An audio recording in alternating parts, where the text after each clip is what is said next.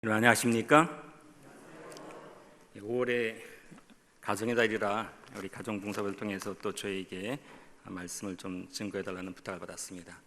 아름다운 선율로 우리 하나님께 영광을 돌리신 자매님에게 진심으로 감사드립니다. 연휴였지만 참 바쁜 시간들이었습니다. 한편으로는 또 양가 부모님 또 찾아뵙고 또 같이 식사하고 하는 그런 시간들을 보내고요. 그 다음에 또 손녀딸 선물 또 사주나르고 마트도 같이 가고요. 위로는 어르신들 공경하고 또 아래로는 손녀딸과 함께하는 시간들이었기 때문에 아주 행복한 시간들이었다고 생각이 듭니다. 그런데 이제 그 가정의 달이다 보니까 그 신문에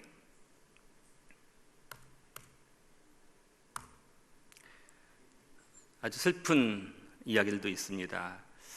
조선일보에 보니까 엄마 아빠가 때려요. 보아동 발생 1위 부모 학대가 굉장히 늘어나고 있다라는 이야기가 신문 기사에 실렸습니다. 뿐만 아니라 자식이 아니라 왼수라고 노인 학대 4명 중 1명이 아들이다라고 얘기하고 있습니다. 그래서 그 무엇보다도 가족이 무섭다라고 이야기하는 시대가 됐습니다. 하나님께서 우리 가정을 통해서 어떤 세상에서 어려움이 있다 할지라도 가정 안에서는 평안하고 쉼이 있고 회복이 있고 축복의 장소가 되어야 하는데 이렇게 지금 우리의 가정들이 안팎에서 무너져가는 소리가 들려오고 있습니다. 아마도 이러한 모습 속에서 하나님께 창조하셨던 에덴 동산에서의 2가지 제도, 안식일 제도와 가정 제도가 이렇게 세속의 그리고 사단의 흉계로 말미암아 무너져가는 그 마지막 시대에 우리가 살아가고 있지 않는가 생각해 보게 됩니다. 또 하나의 소식이 있었습니다. 중앙일보에 실린 기사였는데요. 5월 6일자 중앙일보 신문이었습니다. 3년 전 우덕초등학교 6학년 일반 이슬이라고 하는 학생이 가장 받고 싶은 상이라고 하는 그 전북교육청이 주최한 너도 나도 공모전에서 동시 부분에 최우수상을 탔습니다. 이 학생이 가장 받고 싶은 상이 무엇이었을까요? 어떤 상을 이 학생은 가장 받고 싶어 했을까요? 신문 보셨습니까? 아무것도 하지 않아도 짜증 섞인 투정에도 어김없이 차려지는 당연하게 생각되는 그런 상, 하루에 3번이나 받을 수 있는 상, 아침상, 점심상, 저녁상, 받아도 감사하다는 말 한마디 안 해도 되는 그런 상, 그때는 왜 몰랐을까? 그때는 왜 못 보았을까? 그 상을 내시던 주름진 엄마의 손을 그때는 왜 잡아주지 못했을까? 감사하다는 말 한마디 꺼내지 못했을까? 그동안 숨겨놨던 말, 이제는 받지 못할 상 앞에 앉아 홀로 되뇌어 봅니다. 엄마 사랑해요. 엄마 고마워요. 엄마 편히 주세요. 세상에서 가장 받고 싶은 엄마상 이제 받을 수 없어요. 이제 제가 엄마에게 상을 드릴 차려드릴게요. 엄마가 좋아하던 했던 반찬들로만 한가득 담을게요. 하지만 아직도 그리운 엄마의 밥상 이제 다시 못 받을 세상에서 가장 받고 싶은 울 엄마 얼굴. 유방암으로 5년간 긴 투병 끝에 2016년 4월 37세의 나이로 숨진 어머님에 대한 그리움, 그 사랑을 담고 있습니다. 그런데 3년 전의 이야기인데 왜 지금 이게 보도가 됐는가 하면 이 시를 여수에 있는 여도초등학교의 그 조승필이라는 선생님이 작곡을 했어, 이 가사를 가지고. 그리고 부산의 명진초등학교에 다니는 천범인 학생이 5학년 학생이 노래를 불렀습니다. 하늘나라 엄마 제 노래 들리세요. 여기 좀 보시면 저 끝에 그 아이가 사파를 그렸는데 엄마의 그 밥상을 이렇게 그려놨습니다. 이 아이의 꿈이 뭔지 아십니까? 요리사입니다. 엄마에게 자기가 맛있는 엄마의 밥상을 차려주는 것이 꿈이랍니다. 이렇게 우리가 살아가는 삶에 있어서 안타까움도 있고 슬픔의 소식도 있지만 오늘 우리가 살아가는 그 가족들의 모습 속에서 우리 이웃과의 관계 속에서 사랑과 또 행복을 나눌 수 있는 관계라면 우리가 어떤 어려움이 있더라도 우리는 극복해낼 수 있다고 생각이 듭니다. 저는 이 시간에 나는 누구의 선한 이웃인가라는 제목으로 말씀의 은혜를 같이 함께 나누고자 합니다. 누가복음 10장 26절 28절에 보면 예수께서 이르시되 율법에 무엇이라 기록되었으며 내가 어떻게 읽느냐 대답하여 가로되 내 마음을 다하며 목숨을 다하며 힘을 다하며 뜻을 다하여 주 너의 하나님을 사랑하고 또한 내 이웃을 내 몸같이 사랑하라 하였나이다. 예수께서 이르시되 네 대답이 옳도다. 이를 행하라. 그리하면 살리라. 이렇게 영생에 대해 묻던 율법사에게 예수님께서 하나님을 사랑하고 이웃을 내 몸같이 사랑하라 말씀하셨을 때에 그리고 말씀하시기를 이를 행하라고 그러면 살겠다고 말씀하셨더니 말씀했는데 29절에 보니까 이 친구가 이렇게 얘기합니다. 이 사람이 자기를 옳게 보이려고 예수께 여짜오되 그러면 내 이웃이 누굽니까? 모르겠습니다. 이 율법사가 정말 자신의 이웃이 누구인지 몰랐을까? 그런데 이 역질문에 예수님은 선한 사마리아인의 비유로 내 이웃이 누구인지 말씀하셨습니다. 그런데 시대소망에는 우리 이웃은 우리의 도움이 필요로 하는 모든 사람이다. 하나님의 소유인 모든 사람은 다 우리의 이웃이다라고 얘기하고 있습니다. 다시 이야기하면 오늘 나의 도움을 필요로 하는 모든 사람이 나의 이웃이라고. 오늘 이런 모습 속에서 율법사는 말하기를 누가 내 이웃입니까? 라고 물어보았는데 도리어 좀 더 적극적으로 내가 누구의 이웃이 되어야 합니까? 라고 질문하면 좋을 뻔했다 생각이 듭니다. 그런데 오늘 우리가 이웃에게 우리 성경 주석에는 이웃이 된다는 것은 다른 동료 인간을 향해 사랑의 원칙을 실제적으로 표현하는 것을 말한다. 그저 말이 아니라 실제적인 표현, 실제적인 행동이 사랑의 표현이라고 그 이웃에게 베풀어주는 것이라고 이야기해주고 있습니다. 그렇다면 오늘 이 시간 가장 가까운 나의 이웃은 누굽니까? 나의 가장 가까운 이웃. 누가 나의 가장 가까운 이웃입니까?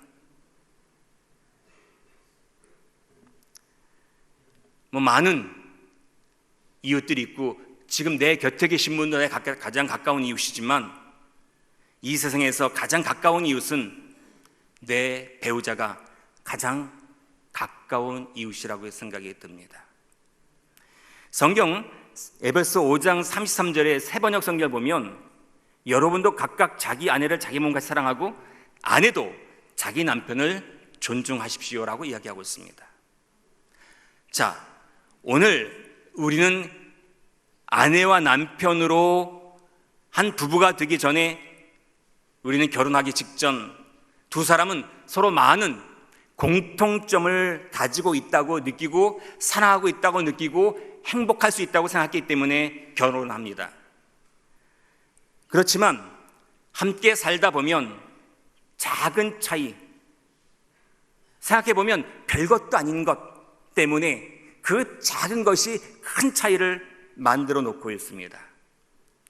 결혼한 이유는 사랑하고 행복하기 위해서 결혼했는데 오늘 누가 행복하기 위해서 결혼했을까요? 내가 오늘 내 배우자를 행복하게 하기 위하여 노력했다면 오늘 나는 그 행복을 유지할 수 있지만 내가 행복하기 위하여 결혼했다면 오늘도 내 행복과 사랑을 받기 위해서만 노력한다면 채울 수 없는, 만족할 수 없는 그 사랑과 행복 때문에 우리는 불평하고 불만을 갖고 원망하게 될 것입니다. 그런데 여기 한 그 동영상이 있었는데, 제가 동영상을 틀진 않지만 24개월 된 남녀 아이들에게 한 놀이를 시켰습니다. 이게 망치 놀이를 시켰는데, 그 엄마가 같이 놀다가 손을 찢게 하고 아프다고 하고 막 울려고 하니까 딱 남자아이들과 여자아이들이 차이가 납니다. 여자아이들은 엄마의 얼굴을 쳐다보면서 또 호도해주면서 그 다음에 함께 우는 모습이, 여러 명의 아이들을 실험했는데 다 그랬습니다. 그런데 남자아이들은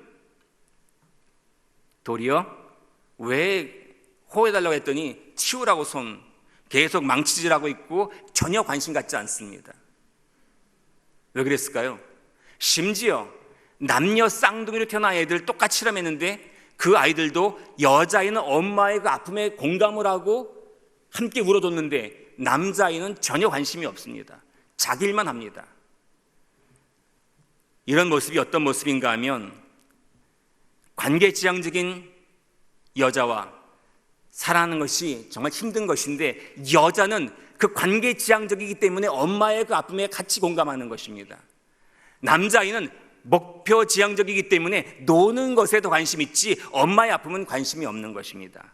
이렇게 차이가 나는데, 관계지향적인 여자와 사랑하는 것이 그 목표지향적인 차이가 있는 남자가 행복했을까? 그 사랑 속에서 두 남녀가 행복하지 못하면 그 사랑은 이어질 수가 없습니다. 그렇다면 관계지향적인 여자와 함께 사랑을 나누는 이 목표지향적인 남자는 어떻게 했을 때에 이 사랑의 관계가 유지되고 결국은 결혼에까지 꼴이 날 수 있었을까요? 자, 보십시오. 그 목표적인 남자는, 지향적인 남자는 분위기 좋은 카페를 찾아다니면서 함께 차를 마시고 대화하기를 좋아합니다. 여자친구의 때로는 예쁜 꽃으로 감동을 주기도 합니다. 여자친구가 늦은 시간까지 카톡으로 대화를 이어갑니다. 갑작스러운 야근으로 데이트 시간이 무려 3시간이나 늦었지만 그럼에도 불구하고 끝까지 기다려주고 화내는 것이 아니라 힘들었지, 수고했어라고 말하면서 포용해 줄 줄 아는 그 넉넉함을 보여준 남자. 이 남자가 보여준 모습, 이 모습이 관계지향적인 그 아가씨에게 감동을 주고 행복해하는 것입니다. 자, 그럼 왜 여기 보시면 다 지금 이 남자가, 목표적인 남자가 한 행동들은 관계지향적인 그런 모습들로 보여준 것입니다. 근데 목표지향적인 남자가 이렇게 변화될 수 있었던 것은 무엇인가 하면 그 관계지향적인 여자의 마음에 맞춰준 것입니다. 그러니까 행복한 것입니다. 한편으로 이 남자는 어떤 목표가 있기 때문에 이 여자와 결혼해야 하는 목표가 있기 때문에 그 여자에게 맞춰준 것입니다. 그렇다면 목표지향적인 남자와 살아가는 것이 행복한 관계지향적인 여자는 어떻게 말하고 행동했을까요? 어떻게 했을까요? 늘 분위기 있는 맛집을 새롭게 찾아내 함께 해주는 것에 격한 감동으로 칭찬하는 것입니다. 어려운 승리 시험에 합격한 것을 자랑스러워하고 선물과 함께 축하해 주는 것입니다.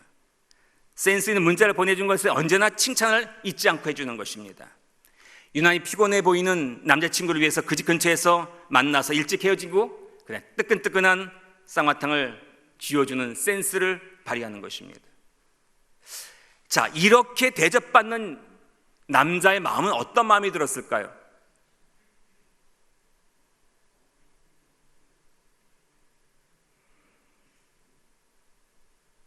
장로님 그렇게 받으시면 어떤 마음이 드십니까? 아내로부터. 많이 행복하기도 하겠지만 왜 행복한가 하면 내가 오늘 존중받고 있는 것입니다. 칭찬받고 있는 것입니다. 오늘 목표지향적인 여자와 목표지향적인 남자와 관계지향적인 여자가 이렇게 다르지만 사랑하는 것은 바로 무엇인가 하면 상대가 원하는 것에 초점을 맞춰주고 있었다라고 하는 것입니다. 그래서 그들의 사랑은 이어졌고, 그래서 그들은 결혼까지 이르게 된 것을 보게 됩니다. 저는 아까 누가 내 이웃이냐라고 하는 율법사의 질문에 예수님께서는 선한 사마리아인의 비유로 대답하셨다고 그랬는데, 이것을 보면서 서로에게 선한 사마리아인 역할을 하고 있었기 때문에 사랑과 행복의 향기가 펄펄 난 것입니다. 그런데 서로에게 그 직장일로 힘들고 여러 가지 어려운 일들이 있지만 내가 상대방을 위하여 선한 사마리아인의 역할을 해줬기 때문에 그 관계가 이루어진 것입니다. 이제 결혼한 이후에 목표지향적인 남자가 아니라 목표지향적인 남편, 관계지향적인 여자가 아니라 관계지향적인 여자가 결혼한 후에는 계속적으로 사랑의 향기가 났을까? 어땠을까요? 안 났다고 그러시면은 났겠죠. 났을까요? 자, 그런데 죄송합니다. 부부 일심동체란 말이 있습니다. 이제 결혼하기 전까지는 서로에게 좋은 것을 보여주고 선한 사마리아 역할을 했는데 결혼하고 나서는 친숙해졌어요. 어떻게 보면 더 이제 편해졌어요. 그런데 부부 일심동체니까 내가 힘들어 말하지 않아도 힘들어하는 것을 아내가, 남편이 어떻게 할까요?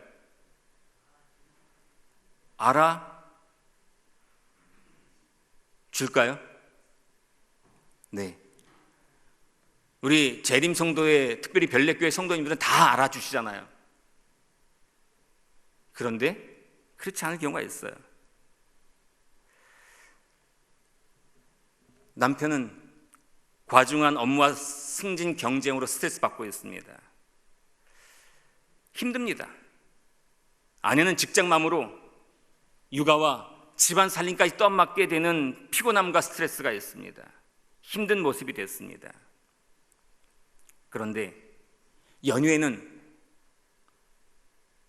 말하지 않아도 남편이 살림을 도와주기로 하네요.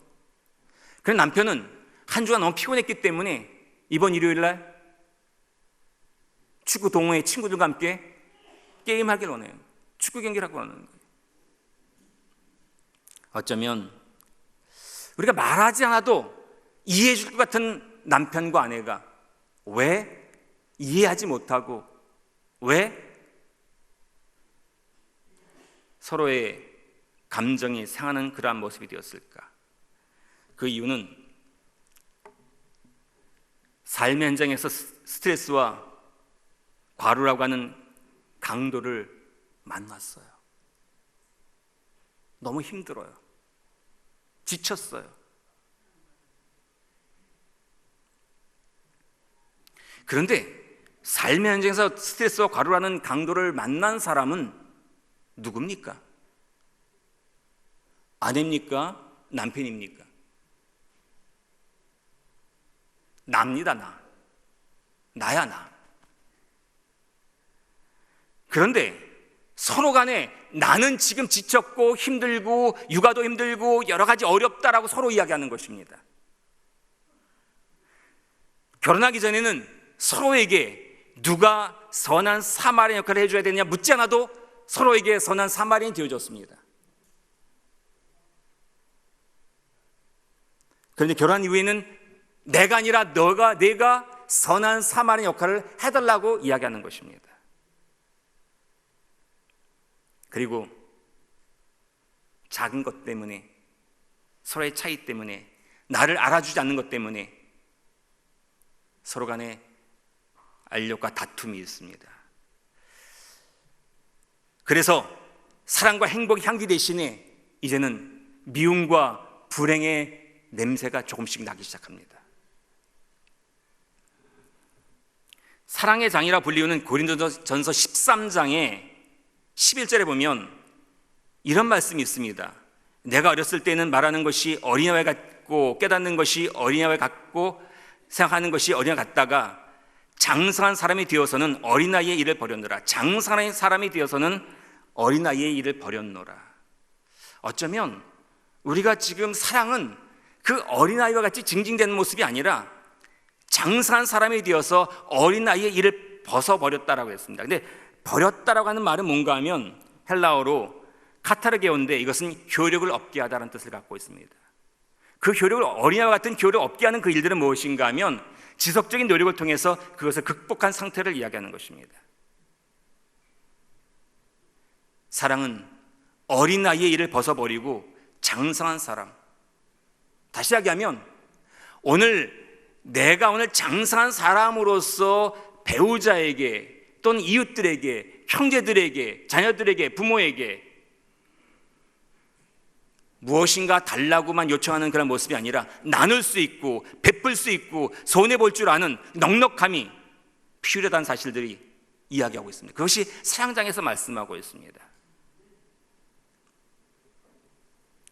내가 누구의 가장 가까운 이웃인가? 나는 누구의 선한 사마리안이 되어야 되는가?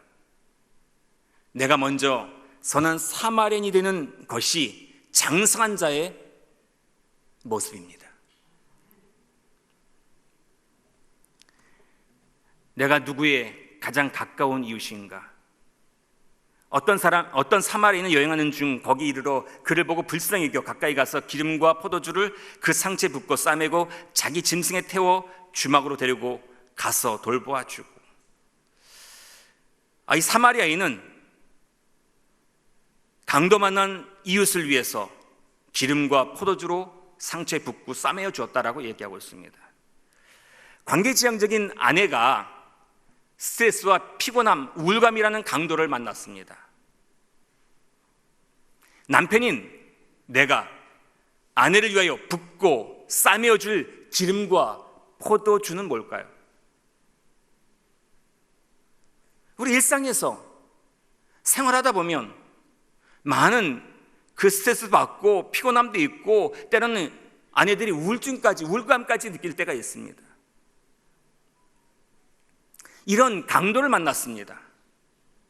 내 이웃들, 어쩌면 지금 내 옆에 계신 성도님도 무엇인가 그 어려움 때문에 그 고통의 또는 질병의 또 관계 속에서의 그 안타까움 때문에 그런 강도를 만나서 지금 힘들어하고 있는지도 모르겠습니다. 그러면 내가 오늘 내 아내, 내 배우자를 위해서나 옆에 있는 우리 성도님을 위해서나 누구든지 그 강도 만난 자에게 싸매줄 기름과 포도주는 무엇인가? 특별히 남편이 아내에게 싸매줄, 상처에 부어줄 기름과 포도주는 뭘까?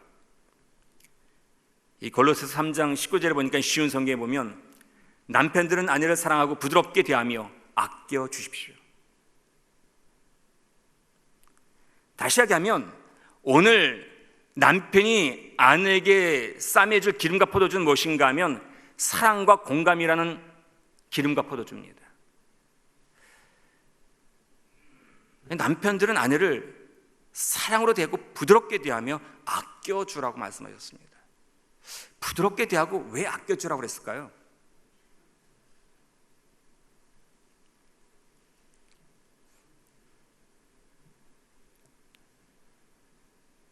남자와 여자가 아까 관계지향적인 목표지향적이라고 그랬는데 하나님께서 아담과 하와를 창조하실 때의 재료가 같습니까? 틀립니까?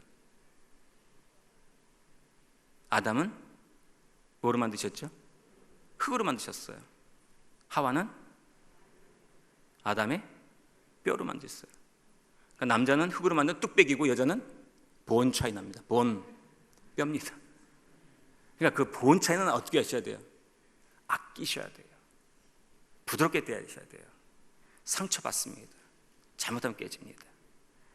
자, 그런데 그렇게 부드럽게 대하고 아껴주는 게 뭔지 아십니까? 사랑하고 공감해 주는 것입니다. 아내는, 여자는 사랑받고 공감받아야 남편으로부터 행복감을 느낄 수 있고 또 사랑받고 있다고 느껴지는 것입니다.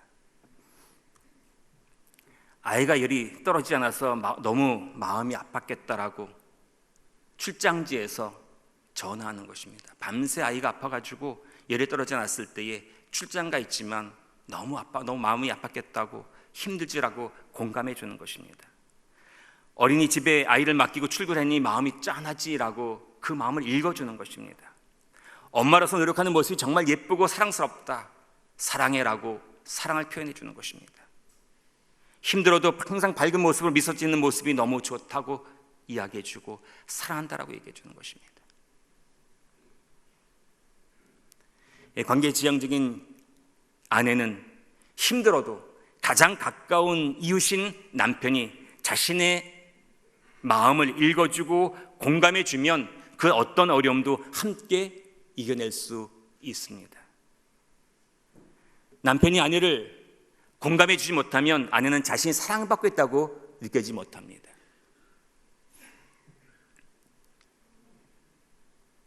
한편 또 목표 지향적인 남편이 스트레스와 피곤함, 좌절감이라는 강도를 만났습니다. 아내인 내가 남편을 위해 붓고 싸매줄 기름과 포도주는 무엇이겠습니까?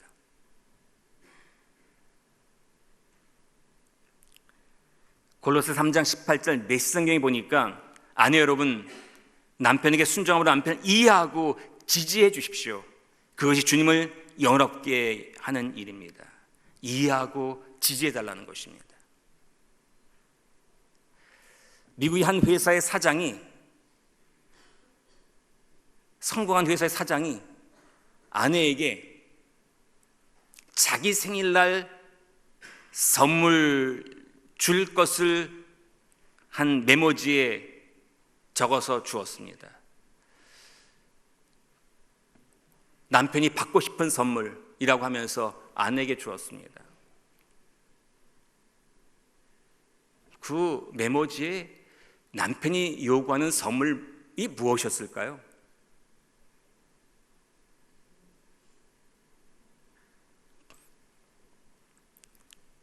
리스펙트, 존경, 존중이었습니다.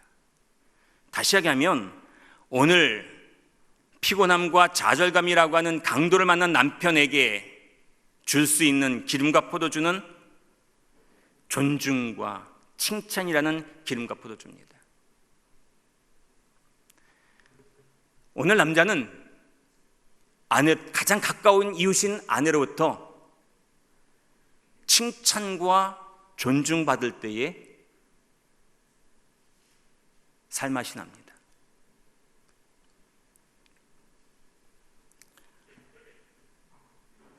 아내로부터 받는 칭찬은 어떻게 할까요? 오늘 설교 끝나고 제 아내가 저 뒤에서 앉아 있는데 잘했다고 칭찬할지 안 할지 모르겠습니다. 그런데 제가 교회에 있을 때 매주 설교하지 않습니까?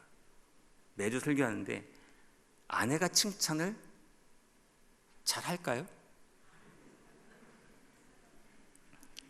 뭐 마음속으로는 그렇게 갖고 있는지 모르겠지만 그렇게 설교에 대해서 칭찬 자주 듣지 못합니다.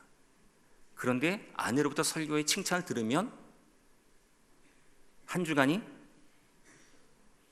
빨리 지나갑니다. 왜? 다음 주 설교할 마음이 좀 풍요로워집니다. 남자들이 이렇게 단순합니다. 오늘 존중과 칭찬이라고 하는 기름과 포도주를 바를 때에 어떤 강도를 만나도 남자들은 극복해낼 수 있습니다. 여기 말씀하십니다. 당신 대단해. 까다롭다는 그 해외 바이어와 계약을 성사시키다니 당신 정말 멋지더라고. 뭐 해줬습니까? 존중해주고 칭찬해줬습니다. 화장실 변기를 완벽히 수리했네. 기술자 한 것보다 훨씬 낫다. 어깨가 으쓱해집니다. 다음에 또 뭐 고칠 거 없냐고 물어보겠죠. 피곤한데도 아이들의 눈높이에 맞추어 놀아주는 모습을 보니까 당신은 200점짜리 아버지라고 아마 매주 또 퇴근해서도 놀아줄 것입니다. 오늘 안교 시간에 당신의 순서를 보고 은혜를 많이 받았어. 자기 짱이야. 다음번에 안교장이 순서 시키면 어떻게 할까요? 네 하고 맡을 것이라 생각이 듭니다. 이처럼 아내들이 남편을 바라볼 때에 뭐가 완벽했겠습니까? 그 고친 게. 그러나 잘했다고 칭찬하는 것, 그리고 남편들이 뭔가 요구할 때에 어린애 같은 요구지만 좀 믿고 기다려주시고 인정해주시고 존중해주시면 결국 깨달아 안 깨달아요? 깨닫습니다. 아내들이 언제나, 우리 이사님 오늘 안 왔어야 되는데, 언제나 이뻐 보이는 건 아닙니다. 사랑스러운 거 아니야. 그렇지만 말이 씨가 된다고 내가 내 아내에게 늘 사랑한다고 얘기해주고, 머리 모양이 정말 이쁘다고 얘기해주고, 오늘 화장이 잘 됐다고 얘기해주고, 오늘 원피스가 너무 멋지다고 얘기해주고, 사랑한다고 표현해주고, 뒤에서 허그해주고, 이런 모습이 아내가 살맛나게 하는 것입니다. 이 작은 일들입니다. 다 지금 제가 말씀드린 거 처음 들으신 분 없습니다. 중요한 사실은 그것을 내가 오늘 실천하고 있느냐라고 하는 것입니다. 자, 그렇다면 오늘 이 시간에 나는 누구와 가장 가까운 선한 이웃인가? 오늘 내 곁에 계신 분들, 내가 나눠줄 기름과 포도주는 무엇일까요? 오늘 내 앞에 계신 분들에게, 앞뒤에 앉아 계신 분들에게 그 기름은, 포도주는 따뜻한 말 한마디가 꿀송이 같아 듣는 이의 마음속 훈훈해지고 듣는 이 뼈 마디마디 속에 힘이 솟는다. 잠언 16장 24절 현대 성경입니다. 따뜻한 말 한마디가, 내 곁에 계신 분, 지금 이 자리에 나와 있지만 때로는 큰 가슴에 상처를 안고 마음에 무엇인가 공허함을 가지고 답답함을 가지고 위로와 소망 있기를 원하는 마음으로 이 자리에 와 있는데, 내가 나누어주는 그 따뜻한 말 한마디가 꿀송이 같아서 그 듣는 이의 마음을 훈훈하게 하고 그 뼈마디 속에 힘이 솟게 하는 기름과 포도주가 될 수 있다면, 오늘 옆에 계신 분들의 손을 잡아주시고 격려하는 그런 말, 다시 이야기하면 격려와 축복의 언어가 오늘 또 기름과 포도주가 될 수 있다고 생각이 듭니다. 오늘 옆에 계신 분들에게 제 곁에 계셔서 너무 좋습니다. 환한 미소가 너무 멋지세요. 찬미하시는 목소리가 감동적입니다. 예수 안에서 늘 행복하세요. 해보세요. 한번 지금 실습해보세요. 옆에 계신 분들에게, 도 교수님 아버님에게 한번 그렇게 표현 잘 하십니까? 아버님에게 한번 표현해 보시기 바랍니다. 옆에 계신 분들에게 제 곁에 계셔서 행복하다고, 너무 감사하다고, 멋지시다고, 축복한다고 이야기해 주시기 바랍니다.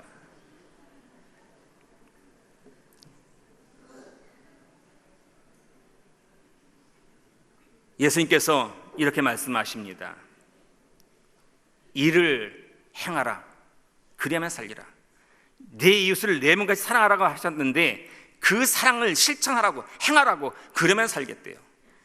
내가 오늘 사랑을 실천하는 것이 내가 사는 것이고, 내 배우자가 사는 것이고, 내 가정이 사는 것이고, 가정이 살아야 별내교회가 사는 것입니다. 맞습니까? 오늘 제가 여러분들에게 숙제 검사하지 않더라도 오늘 밤 내일 아침까지 누군가에게 칭찬과 격려, 사랑과 공감, 그것이 꼭 배우자에게 될 수도 있고, 내 아들, 딸일 수도 있고, 부모님에게 될 수도 있고, 친구에게 될 수 있고, 성도들에게 될 수 있고, 그렇게 오늘 일을 행하라 말씀하셨으니 그것이 나를 살리는 길이고, 내 이웃을 살리는 길이고, 내 가정을 살리고 별내교를 살리는 일이라면 오늘 그렇게 공감해주고 칭찬해주고 사랑의 표현해주고 친절한 말로 여러분 오늘 그 숙제를 오늘 밤 내일 아침 실천해 보시겠습니까? 예, 아멘 소리가 컸기 때문에 다 하리라 생각이 듭니다. 그런데 그런즉 너희가 어떻게 행할 것을 자세히 주의하여 지혜 없는 자 같이 말고 오직 지혜 있는 자 같이 하여 오직 성령 충만함을 받으라. 어떻게 행할 것. 그런데 이게 5장 15절 18절의 말씀이지만 이 말씀한 이후에 그리스도인의 관계에 대해 말씀하셨는데 5장 22절에서는 아내에게 말씀하셨습니다. 5장 28절에는 남편들에게 말씀하십니다. 자녀들에게 6장 1절에 말씀하십니다. 부모에게 6장 4절에 말씀하십니다. 종들에게 6장 5절에 말씀하십니다. 상전들에게 6장 9절에 말씀하셨습니다. 어떻게 행하라고. 일상생활 속에서 아내에게, 남편에게, 자녀에게, 부모에게, 상전들에게, 종들에게 어떻게 행해야 된다는 것을 말씀하셨는데 그 말씀을 하시기 전에 성령 충만을 받으래. 무슨 말씀입니까? 내가 오늘 결심하는 것 할 수 있어. 오늘 한 번은 숙제 내줬으니까 한번 할 수 있어요.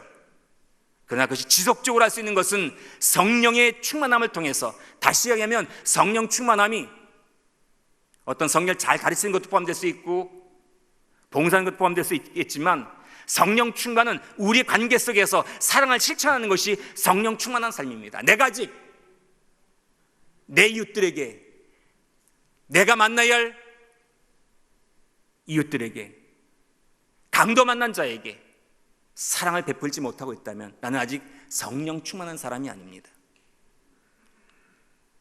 그런데 성령 충만히 받으라고 말씀하시는데 산상본에 보니까 이것은 명령이면서도 이 명령 자체의 성취에 대한 약속이기도 하다. 명령이란 말은, 성령 충만은 우리가 하나님께 약속하신 것이고 받을 수 있는 것이고 우리가 그것을 따라서 실천해야 한다는 사실들을 이야기하는 것입니다.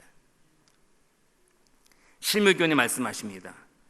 성령이 사람의 마음속에 역사하게 되고 이 역사를 당사자가 갈망하고 동의하게 될 때 그 안에는 새로운 성품이 심어지게 된다. 아, 나는 낯간지러서 못한다라고. 아닙니다. 사랑한다 표현하실 수 있습니다. 누군가의 그 아픔에 함께 공감해 줄 수 있습니다. 칭찬해 줄 수 있습니다. 존중해 줄 수 있습니다. 성령 안에서 성령이 사람의 마음속에 역사하게 되고 이 역사를 당사자가 갈망하고 동의하면 내 안에 그렇게 사랑을 베풀 수 있고 나만이 상처받은 자라고 어린애같이 징징대는 게 아니라 성숙한 자로서 사랑을 베풀 수 있는 넉넉함이 있는 새로운 성품이 우리의 삶 속에서 형성될 수 있다고 약속하셨습니다. 오늘 화이트님이 말씀하신 실물교훈의 411쪽의 말씀이 이 자리에 참석하신 별내교회 모든 성령님들 한 분 한 분 가정에 우리 별내교회에 이루어지는 아름다운 성품의 역사가 이루어지게 되기를 간절히 소망합니다. 로마서 5장 5절에 말씀하십니다. 성령으로 말미암아 하나님의 사랑이 우리 마음에 부은 바 되느니. 성령의 역사가 있어야만 하나님의 사랑이 내 마음속에 채워지게 되고 그 사랑이 실천될 수 있고 흘러넘칠 수 있습니다. 갈라디아서 5장 25절에 말씀하십니다. 만일 우리가 성령으로 살면 또한 성령으로 행할지니. 성령으로 행할 수 있다라고 말씀하십니다. 갈라디아 6장 8절, 자기 육체를 심는 자는 육체로부터 썩어진 것을 거두고 성령을 위하여 심는 자는 성령으로부터 영생을 거두리라. 성령으로부터 영생을 거두리라. 예수님께서 또 말씀하셨을 때도 일을 행하라 그리하면 살리라 말씀하셨는데 사는 길은 다시 한번 성령 안에서 영생 이룰 수 있는 복들이 약속되어 있다는 사실들을 이야기해 주고 있습니다. 그리스도인은 사랑과 행복의 관계를 위하여 성령의 도우심으로 말미암아 믿음으로 행하는 사람들입니다. 오늘도 좀 쑥스럽고 습관이 안 되고 어려울지라도 때로는 내 마음이 아직 준비가 안 돼 있을지라도 성령께서 말씀하시면 표현하는 것입니다. 실천하는 것입니다. 이제 끝으로 교회 증언 1권에 있는 말씀을 보고 마치겠습니다. 하나님께 대한 사랑과 헌신으로 충만해진 순결한 마음에서 나오는 온전하게 맺는 띠인 사랑이 그들을 두르게 될 것이다. 하나님과 동료 인간에 대한 사랑이 형제들을 위한 애정과 동정과 존경의 말을 통하여 저절로 흘러나오게 된다. 하나님의 평안이 그들의 마음을 지배하게 된다. 저와 여러분, 오늘 하나님께서 주시는 평안함이 내 마음을 지배하고 성령께 주시는 사랑이 내가 오늘 형제들에 대한 애정과 동정과 존경과 공감을 할 수 있는 그 은혜가 나도 모르게 습관되어서, 나도 모르게 그것이 형상화되어서 내 입을 통해서, 내 손길을 통해서, 내 눈빛을 통해서 오늘 우리 모두를 행복하게 만들 수 있는 거룩한 하나님의 종들의 모습, 오늘 그 아름다운 모습이 우리 별내교회의 자랑이 되고 별내교회의 특징이 되고 별내교회가 그런 축복의 통로가 될 수 있는 아름다운 역사가 2019년 이 올해 가정의 달에 다시 한번 재현되는 아름다운 역사가 있게 되길 바라면서 오늘 말씀을 줄이겠습니다.